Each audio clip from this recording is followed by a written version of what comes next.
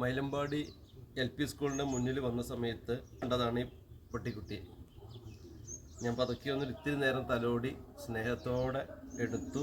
എൻ്റെ കൂടെ ഇങ്ങനെ സ്നേഹത്തോടെ നിൽക്കുകയാണ്.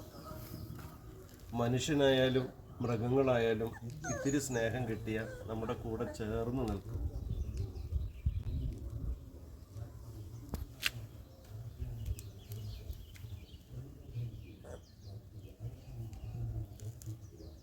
പേരറിയാത്ത കൂട്ടുകാരാ, നിന്നെ ഞാനൊന്ന് ഓമനിച്ചോട്ടെ.